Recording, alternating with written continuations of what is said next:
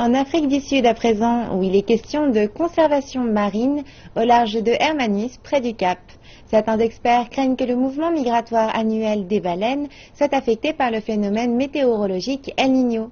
Tous les ans, les baleines franches australes font le long voyage depuis les eaux glacées de l'Antarctique pour donner naissance dans les eaux chaudes de Hermanus. Cette année toutefois, la situation météorologique qui a causé l'une des pires sécheresses du pays a également affecté les mammifères marins.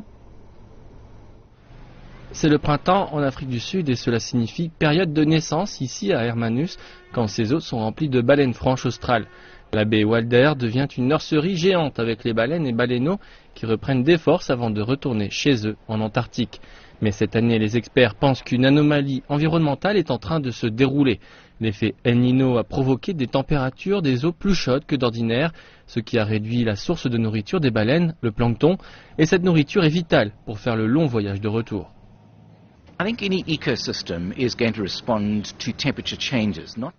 Je pense que tout écosystème va réagir au changement des températures, pas seulement à cause des températures, mais aussi à cause des systèmes alimentaires souvent modifiés avec des températures différentes.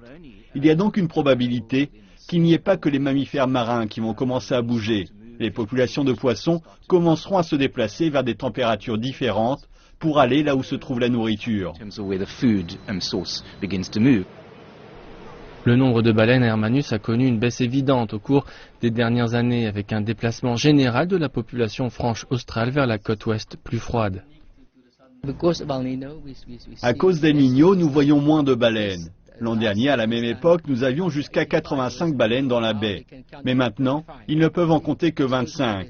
Cela montre qu'il y a sans doute un effet sur les baleines à cause de la nourriture. Les baleines sont essentielles à la survie de cette ville qui compte beaucoup sur les touristes du monde entier venus voir ces mammifères de près.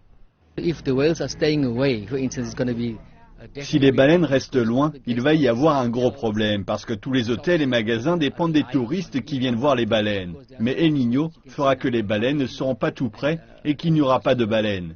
Ce sera un problème parce que les gens ne viendront plus.